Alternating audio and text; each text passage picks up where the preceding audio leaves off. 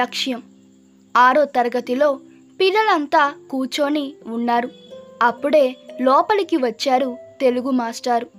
పాఠం చెప్పడం పూర్తయ్యాక, పిల్లలు, మీరు పెద్దయ్యాక ఏమవ్వాలనుకుంటున్నారు అని అడిగారు.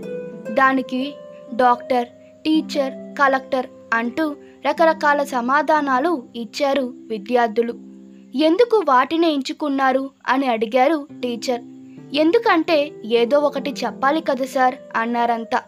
అలా కాదు పిల్లలు, మనం ఏం చేసినా దానికి ఏదో ఒక కారణం ఉండాలి. మీకో వ్యక్తి గురించి చెబుతాను, వింటారా అన్నారు టీచర్. చెప్పండి సార్ బదులిచ్చారు విద్యార్థులు. మనోజ్ కుమార్ పాండే అనే ఒక ఆర్మీ ఆఫీసర్ ఉండేవారు. ఆయన సొంతూరు ఉత్తరప్రదేశ్లోని ఒక చిన్న గ్రామం. చిన్నప్పటి నుంచే ఆటల మీద ఎక్కువ ఆసక్తి చూపేవారు. చాలా బాగా చదివేవారు కూడా. అలా 22 ఏళ్ల వయసులోనే ఆర్మీ ఉద్యోగంలో చేరారు. అందులో చేరే ముందు జరిగే ఇంటర్వ్యూలో ఎందుకు ఈ ఉద్యోగంలో చేరాలని అనుకుంటున్నారని అడిగారంట. అప్పుడు ఆయన పరమ వీర చక్ర అవార్డు కోసమని బదులించారు. ఈ ఆర్మీ ఆఫీసర్గా అత్యుత్తమ సేవలు అందించిన వారికి మాత్రమే ఇస్తారు.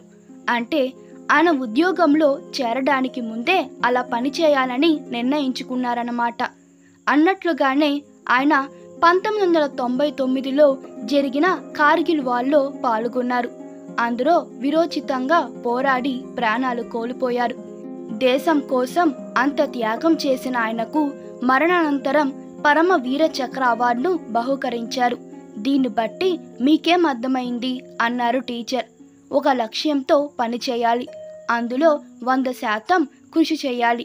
అప్పుడే అందరి ప్రశంసలు అందుకుంటామని అర్థమైందని బదిలించారు విద్యార్థులు. ఈ కథ మీకు నచ్చినట్లయితే మీ అభిప్రాయాలు కామెంట్ తెలపండి. Please like, share and subscribe to my channel. Thank you.